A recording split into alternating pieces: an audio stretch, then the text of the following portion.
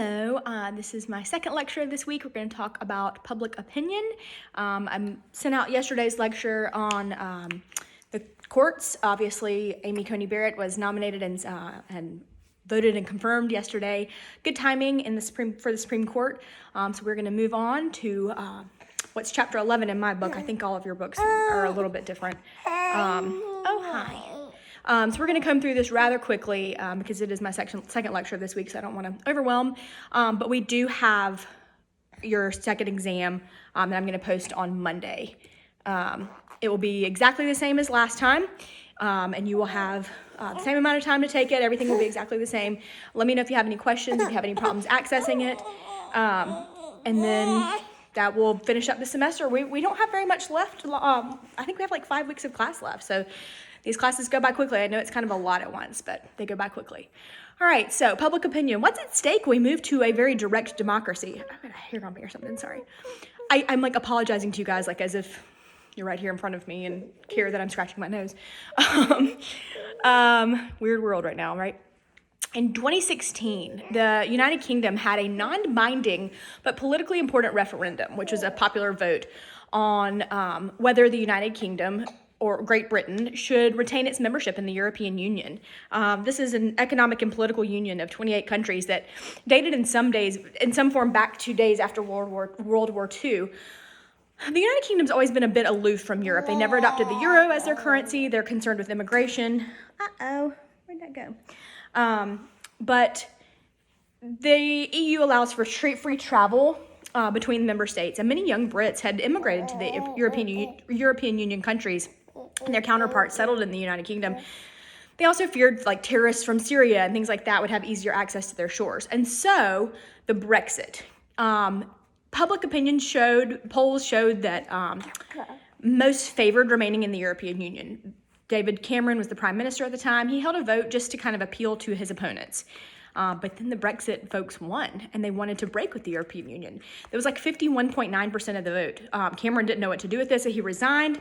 Many Brits were expressing misgivings about the way they'd voted since they'd previously been loose with the facts. Theresa May became the prime minister and began to negotiate a deal. She ended up having to leave. Boris Johnson had to come in and kind of start negotiating what to do with this.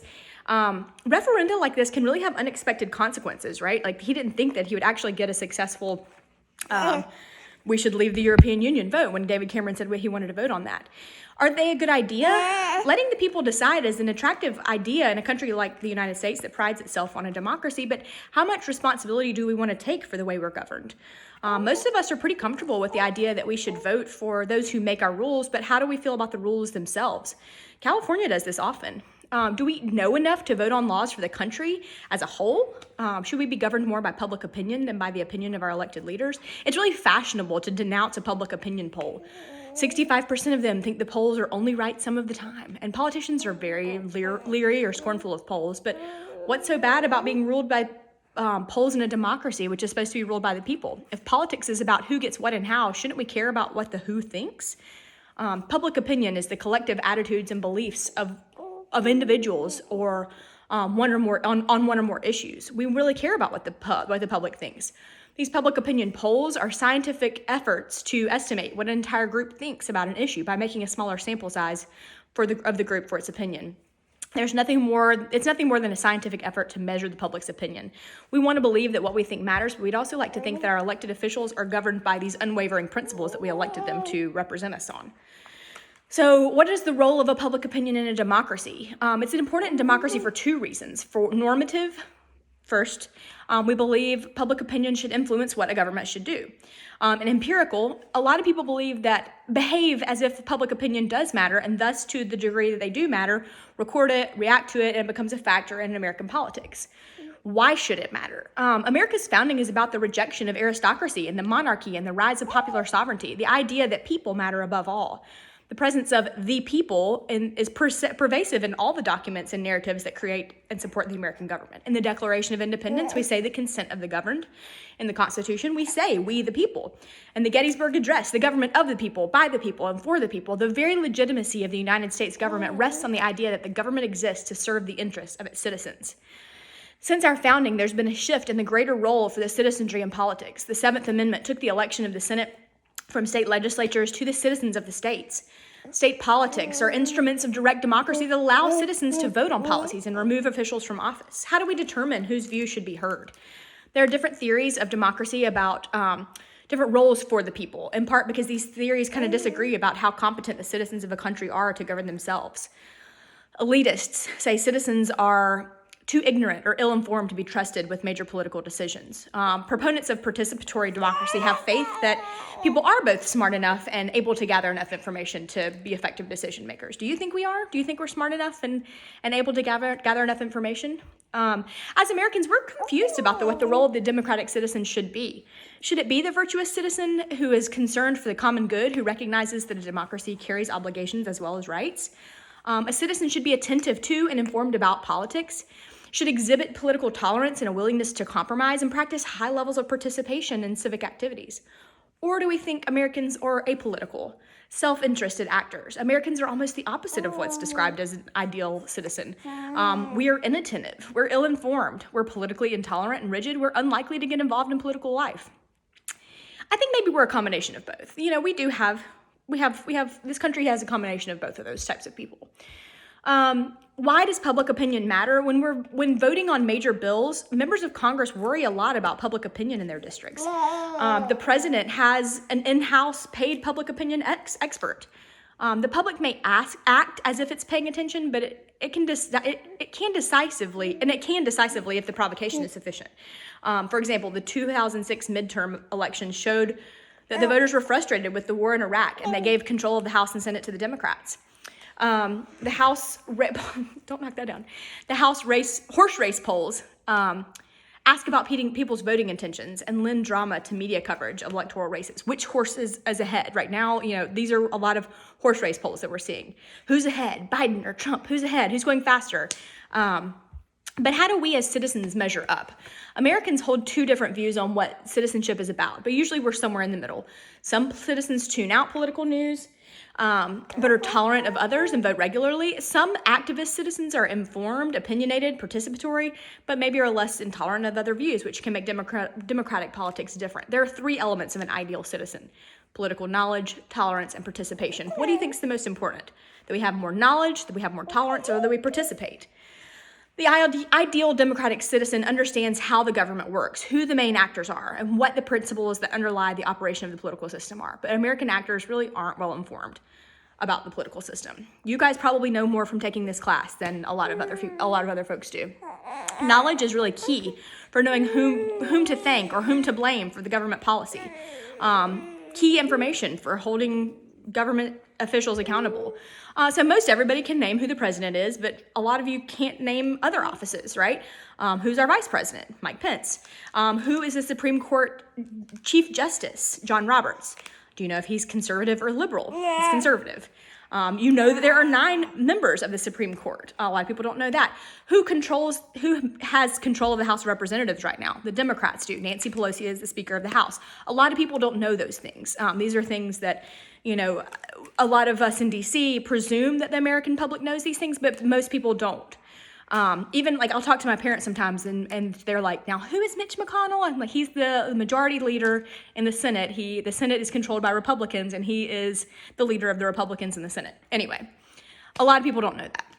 Tolerance is a key demographic is tolerance. People jockey for position and competing visions of common good, a tolerance for the ideas of one's own respect for the rights of others to provide oil to keep the democratic machinery running smoothly. Tolerance is a prerequisite for compromise, which is an essential part of politics. We have a history in America of denying basic civil rights to some groups, but tolerance in general is on the rise, especially since the civil rights movement in the 60s. But one of the most consistent criticisms of Americans by those concerned with democratic health of the nation is that we don't participate enough. It's usually correct. The voter turnout in the United States ranks almost last among industrialized nations. You guys, register to vote when you're 18. Vote, vote, vote. I cannot ever say it enough. The greater levels of participation are seen among those with more education and higher income, and so that's going to affect who is elected. What influences our opinions about politics? The elements of an ideal democratic citizen aren't distributed equally across the population. There are forces around us that bring most of us to a consensus on the basis of political culture, and more complex forces that guide us into adopting a more divisive ideology. Democracies really depend on each new generation picking up the values and allegiances of the previous generation, the beliefs and the legitimacy of the political system and its leaders, and a willingness to obey the laws and the commands of those leaders. The children in France or China support their leaders just as surely as the children of the United States do. Hi. Political socialization. This is the process by which we learn our political orientations and allegiances. It's transferred from generation to generation. We learn patriotism and good citizenship early on through agents like family, school, and church. These all have an interest in turning out well-behaved children with loyalty to a country. My 4-year-old can say the Pledge of Allegiance. They learn these things just at preschool. These are things you learn when you're really young. Family, though, is probably the biggest influence on our political development. Kids develop an emotional response to some fundamental objects of government before they really understand much about those objects. They learn that the police are good in most communities, that the president is important, and that the flag deserves respect. Patriotism is a strong emotional attachment to one's political community. This develops in the preschool years. Watching fireworks on the 4th of July, saying the Pledge of Allegiance, and makes children absorb that being American is something special. Kids tend to be in the same political party as their parents. My parents never really talked about, funny enough, they never really talked about politics with us. They voted, they always exercised all their civic duties and were good, responsible citizens, but I never knew if they were Republicans or Democrats, which is funny that I ended up working in politics. But the groups we belong to foster our basic values. Peer groups have an influence on social and political attitudes, as do individuals who live in the same neighborhoods.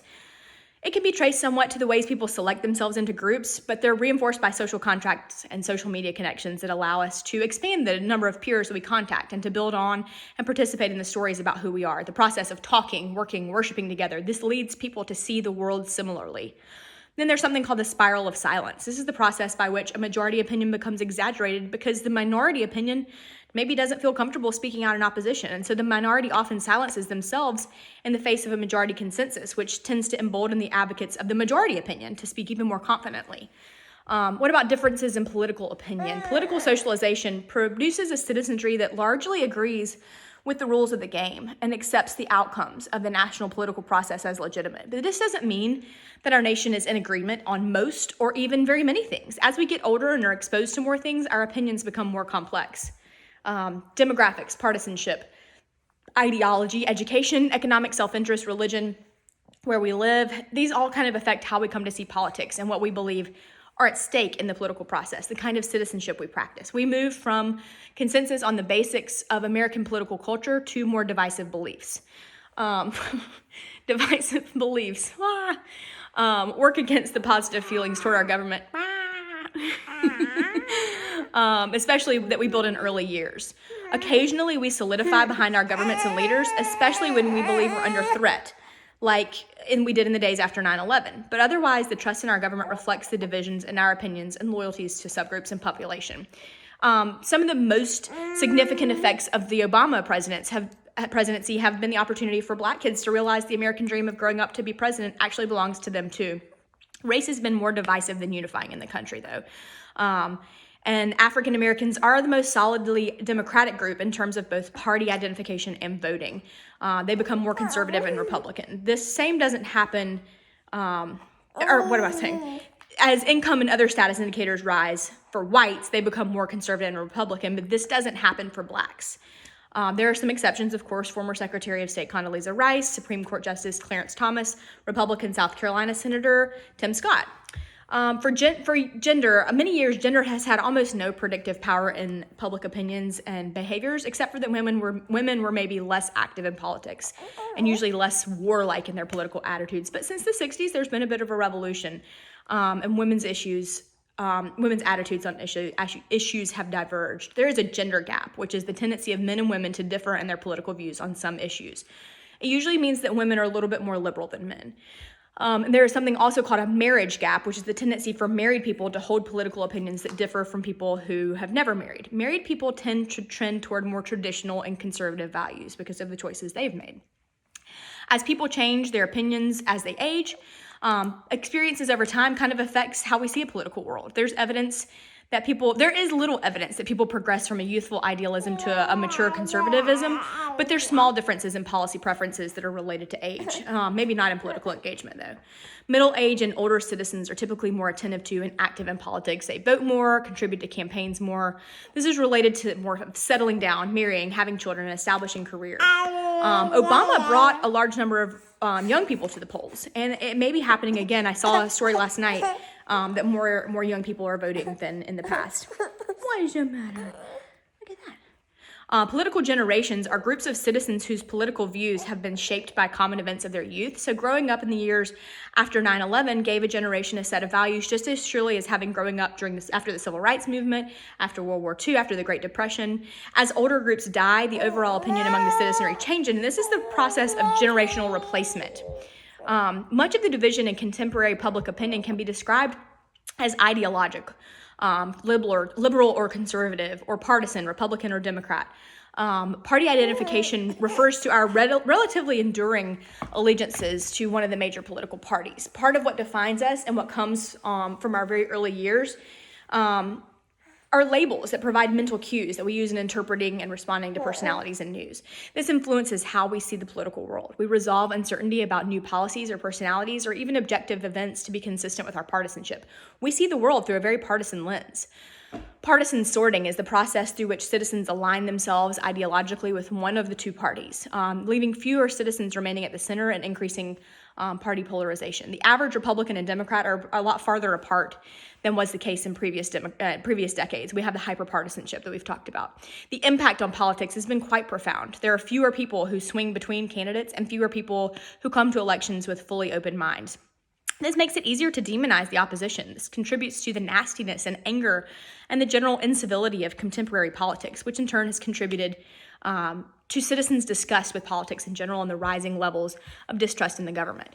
Separating citizens into a democratic enlightenment and a democratic engagement kind of comes from education. Democratic enlightenment refers to citizens' ability to hold democratic beliefs, including the idea that politics is about a compromise, and sometimes the needs of the community will conflict with and override one's individual preferences. And then democratic engagement refers to a citizen's ability to understand his or her own interests and how to pursue those interests in politics.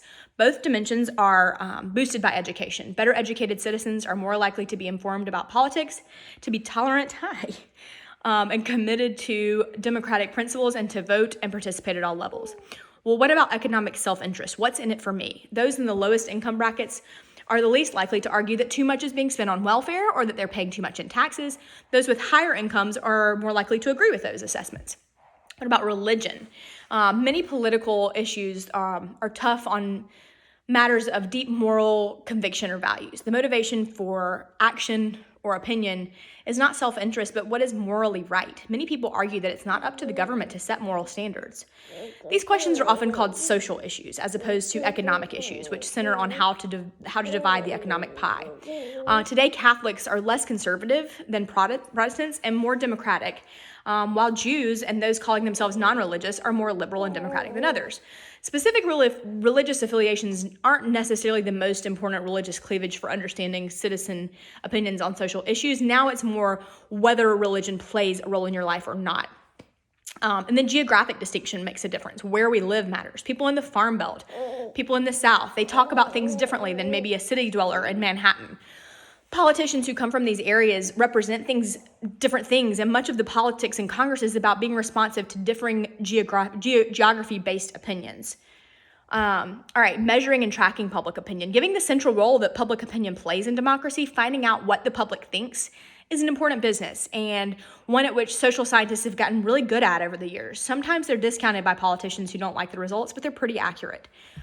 You know what your family and friends may think about many issues without actually conducting a poll, right? Simply talking to people gives you a sense of ideas and preferences, and most people are not shy about plastering their views all over social media, right?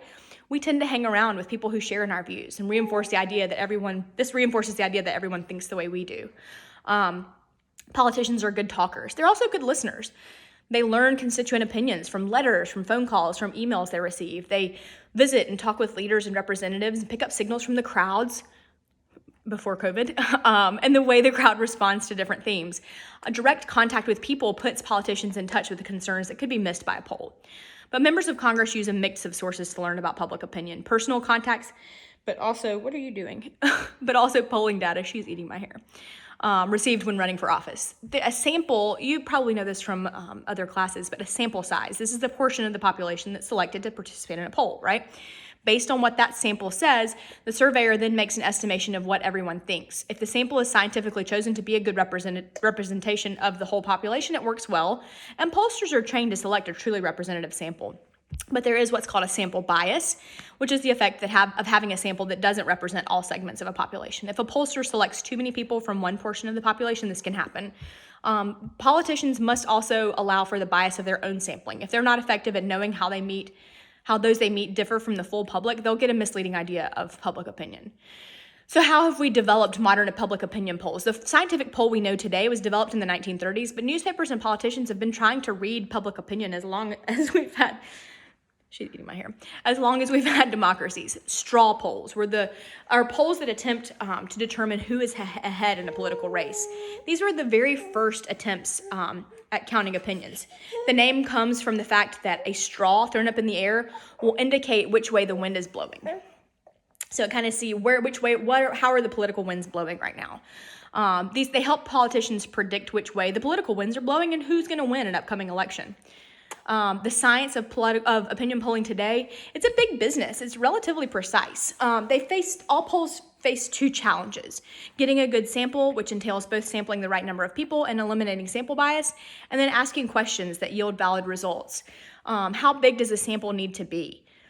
No sample is perfect in matching the population from which it's drawn, but it should be close. Gallup says, okay, if you don't like the idea of a sample, the next time you go for a blood test, tell them to take it all, right? You want to take a sample. A poll's reliability is indicated by its sampling error. A sampling error is the number that indicates within what range the results of a poll are accurate. It typically says it's within the margin of error, plus or minus 3%. The larger the sample, the smaller the sampling error. So dealing with the modern problem of sampling bias. Modern polls employ systematic random samples of populations whose opinions they want to describe. Random samples are samples that are chosen in such a way that any member of the population being polled has an equal chance of being selected. Most houses have a phone, so phones used to be the way that representative samples were taken. It's harder to do this now, though, because most people are relying on a cell phone. The chief form of sample bias in current surveys is the non-response bias, which is the skewing of data that occurs when there is a difference in the opinion between those who choose to participate and those who don't. Pollsters deal with the problem of differential response rates, which yield a sample that doesn't look demographically like the population that's being sampled by the weighting the sample to match what the census says during what the population looks like. So weighting is adjusting a survey so that a selected demographic group will reflect their values in the population, usually as measured by the census. This is done during the analysis of the results. So there are some new technologies and challenges in polling. Technology is a pollster's friend, but it can also create unexpected challenges. Computers have to do a lot of telephone interviewing, robocalling. It's much cheaper than using human interviewers, but it's controversial and easily abused. Computers also provide another challenge and opportunity in the form of online surveys, not the polls that maybe like a CNN will put up asking for volunteers, but a pollster creates panels of internet users who regularly log in to deliver their opinions on matters that the pollsters select. They rely on strict probability samples, but they match fairly well with traditional telephone interviewing. An increasing number of citizens rely on cell phones, and the Telephone Consumer Protection Act limits the technologies that can be used to contact cell phone users, which forbids auto dialing. So it's even harder to get these samples now. When you're conducting a survey, it's really important, though, to ask the right questions. There are three main points there. The first is the respondent should be asked about things that they know about and that they've thought about. There should be a don't know category that lessens the chance that somebody's going to bluff their way through a question they don't know about. The second is the questions shouldn't be ambiguous. There should be straightforward questions and straightforward answers. And then third is that similar questions can yield surprisingly different answers. It kind of depends on the wording. The order in which questions asked can often change the result too, as much as a simple factor of the number of choices offered for the responses. So what are the different types of polls? Many people and organizations report the results of what they claim are measures of public opinion, and to make sense of this, it's useful to know some basic polling terminology and the characteristics of the different types of polls. So a national poll, these are efforts to measure public opinion within a limited period of time using a national representative as a sample. The time period could be short as a few hours with results posted the next day, or extended over a period of weeks, like an academic poll maybe. But the goal is the same, to achieve scientifically valid measures of knowledge, beliefs, or attitudes of the adult population. A lot of national polls are conducted by the media in conjunction with a professional polling organization. How does the public feel about the job that the president is doing? Other polling organizations provide more in-depth surveys than these media polls. Some are designed to see how people feel about a particular topic, or to find out how people develop attitudes and evaluate politics more generally. These provide a lot of the data for academic research on public opinion in America. Most well-funded, so when you're having a campaign, most well-funded campaigns begin with what's called a benchmark poll, the initial poll on a candidate and issues which campaign strategy is based and which later polls are compared to. You're gathering baseline information on how well your candidate is known, what issues they're concerned about, and an assessment of the opposition. Presidential campaigns and some better funded statewide races conduct what's called a tracking poll. These are ongoing series of surveys that follow the changes in public opinion over time. They are ongoing sets of interviews. Daily samples are too small for reliable generalization, but you average them over time and they become extremely helpful. And then on election night, media commentators often will call a race, declaring one candidate a winner, sometimes as soon as the voting booths are closed, but well before the official vote count has been reported. These are made on part on the basis of what's called an exit poll, which are election-related questions that are asked of voters right after they vote. They're short questionnaires administered to a sample of voters in selected precincts after they vote. They've had mixed results in recent years, leading news agencies to be cautious about how they're being used. It's difficult to obtain a fully representative sample of voters. And then there's what's called a pseudo poll. These pseudo polls, there are a number of opinion studies that are wrongly presented as polls. Self-selection polls, where you select yourselves into a survey rather than being chosen. You're only telling the portion of the media outlet's audience who care enough to click a mouse about an issue. You have to be able to access the site, care enough to be on the site, pause long enough to participate, and nothing can stop you from submitting it multiple times often. So they're often unreliable and unrepresentative of the population as a whole. And then a push poll is a poll that asks for reactions to hypothetical, almost false information in order to manipulate public opinion. They can be used by campaign strategists to find out how a voter would respond to negative information. So survey experiments. Polls are conducted by social scientists, not so much to gauge and measure public opinion about elections or current events as to deepen our understanding of public attitudes, especially controversial issues. On controversial issues where respondents know their socially acceptable answers and are less likely to disclose their true opinion. So how accurate are polls? For many issues, like our attitude on the environment, the presidential approval, we don't have an objective measure on which to judge the accuracy of a public opinion poll. But election predictions, we can tell by the vote count whether the polls are correct or not. We'll know probably this time next week whether the polls are correct in saying that Joe Biden is ahead in the election, because you're watching these polls every day that are changing and the numbers are out there. Almost all major polls have predicted the winner of presidential elections correctly since 1980. Except in the incredibly close 2000 election, which was not correct to the percentage point. Polls taken closer to the election day typically become more accurate as they catch more of the late deciders. All right, what about citizens and public opinions? Politicians act as though citizens are informed and attentive, but only some Americans live up to our model of good citizenship, and those who often belong disproportionately to the ranks of the well-educated, while often older portions of the population. Were the founders right to limit the influence of the masses on the government? Do we want the less informed and less coherent opinions represented in politics? Can democracy survive if it's only run by an educated elite? It may not be rational for all people to be deeply immersed in the minutia of day-to-day politics. We have family, we have jobs, we have hobbies. This leaves little time for in-depth study of political issues, except for my job is to study political issues, and so I'm abnormal, I guess. It might be rational for us to leave the political information gathering to others. Rational ignorance is the state of being uninformed about politics because of the cost and time and energy.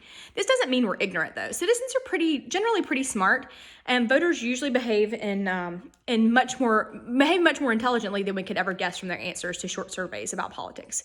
We use mental shortcuts, online processing, the two-step flow of information. Online processing is the ability to receive and evaluate information as events are happening, allowing us to remember our evaluation, even if we've forgotten the specific event that causes it. A lot of evaluations we make on the fly, and we assemble impressions and reactions while we're leading our lives, and we don't even realize we've done it a lot of times. And then the two-step flow of information. This is the process by which citizens take their political cues from more well-informed opinion leaders. We can only absorb a fraction of the mass amount of information sent out by politics and the media, and even then, sometimes it's hard to interpret it. So we rely on opinion leaders. These are people we know who know more about certain topics than we do, and whose advice we trust, we seek out, and we follow. If you're buying a car, sometimes you ask somebody who drives it what they think about it. Sometimes we get our opinions online, from social media, from blogs, from comments and reviews made by others. Technology allows us to ask many experts. The same thing happens with us politically. We can behave as though we are well informed without requiring us to spend all the resources that being informed entails. A lot of my friends know that I am very well informed because of what I do and what I have done in my career, and so I am sought out often for these sorts of questions. I had a friend send me a message this morning about what she's going to do and her ballot in Jacksonville, Florida, which I don't know the minutia of the candidates on her ballot, but I was able to talk her through like how I thought she felt about them, knowing what's important to her and the research that I have done on these candidates. So you rely on opinion leaders for things like that.